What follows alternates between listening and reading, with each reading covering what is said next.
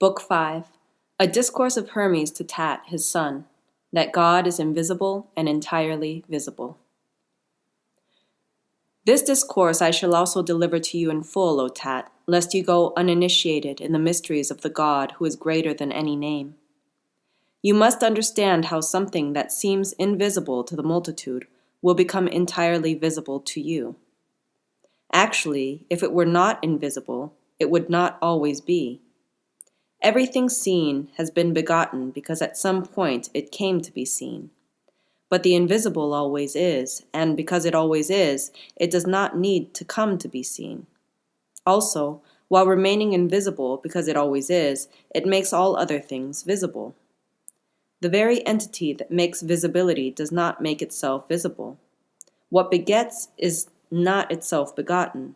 What presents images of everything is not present to the imagination. For there is imagination only of things begotten. Coming to be is nothing but imagination. Clearly, the one who alone is unbegotten is also unimagined and invisible. But in presenting images of all things, he is seen through all of them and in all of them. He is seen especially by those whom he wished to see him. You then, Tat, my child, pray first to the Lord, the Father, the only, who is not one but from whom the one comes. Ask him the grace to enable you to understand so great a God, to permit even one ray of his to illuminate your thinking. Only understanding, because it, too, is invisible, sees the invisible, and if you have the strength, Tat, your mind's eye will see it. For the Lord, who is ungrudging, is seen through the entire cosmos.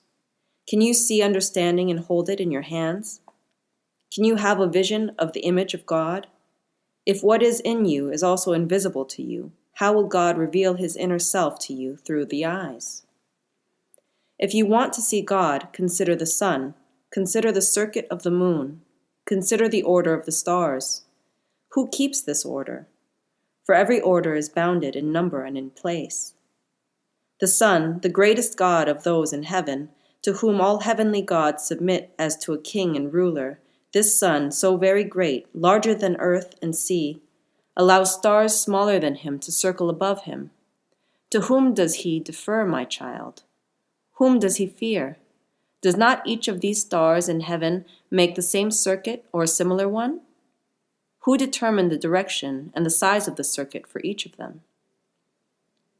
Who owns this instrument, this bear, the one that turns around itself and carries the whole cosmos with it? Who sets limits to the sea? Who settled the earth in place? There is someone, Tat, who is maker and master of all this. Without someone to make them, neither place nor number nor measure could have been maintained. Everything that is in order has been made. Only something placeless and measureless cannot be made. But even this does not lack a master, my child. Even if the unordered is deficient, that is, in that it does not retain the character of order, it is still subject to a master who has not yet imposed order on it. Would that you could grow wings and fly up into the air, lifted between earth and heaven to see the solid earth, the fluid sea, the streaming rivers, the pliant air, the piercing fire, the coursing stars, and heaven speeding on its axis about the same points. Oh, this is a most happy sight to see, my child, to have a vision of all these things in a single instant, to see the motionless set in motion, and the invisible made visible through the things that it makes. This is the order of the cosmos, and this is the cosmos of order. If you wish also to see the vision through mortal things on earth and in the deep, my child, consider how the human being is crafted in the womb. Examine the skill of the craftwork carefully, and learn who it is that crafts this beautiful godlike image of mankind. Who traced the line around the eyes? Who pierced the holes for nostrils and ears? Who opened up the mouth? Who stretched out the sinews and tied them down? Who made channels for the veins? Who hardened the bones? Who drew skin over the flesh? Who parted the fingers? Who flattened the bottoms of the feet? Who cut passages for the pores? Who stretched out the spleen? Who made the heart in the form of a pyramid? Who joined the ribs together? Who flattened the liver? Who hollowed out the lungs? Who made the belly spacious?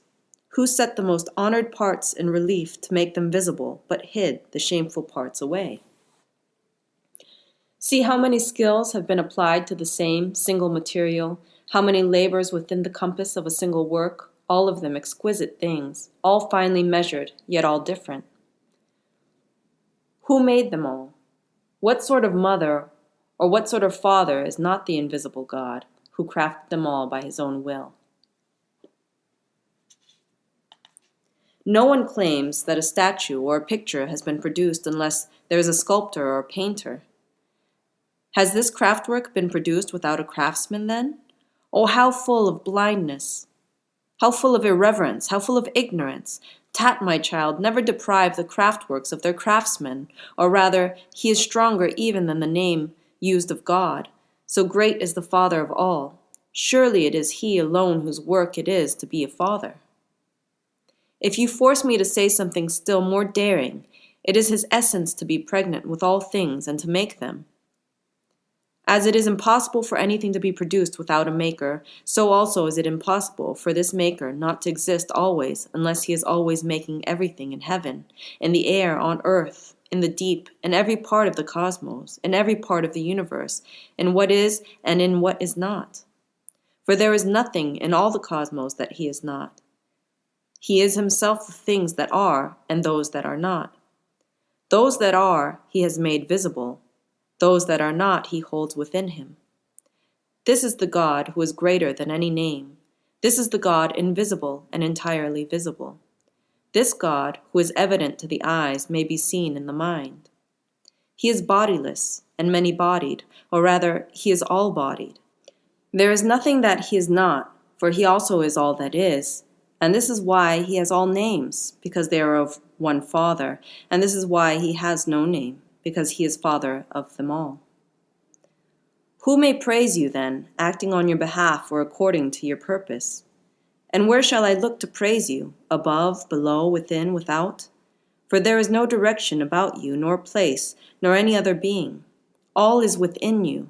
All comes from you. You give everything, and you take nothing, for you have it all, and there is nothing that you do not have. When shall I sing a hymn for you? One cannot detect it in time or season. For what shall I sing the hymn? For what you have made, or what you have not made? For what you have made visible, or what you have kept hidden? And wherefore shall I sing the hymn to you, for being something that is part of me, or has a special property, or is something apart? For you are whatever I am. You are whatever I make. You are whatever I say. You are everything, and there is nothing else. What is not, you are as well. You are all that has come to be. You are what has not come to be. You are the mind who understands, the Father who makes his craftwork, the God who acts, and the good who makes all things. The matter composed of the finest particles is air, but air is soul. Soul is mind, and mind is God.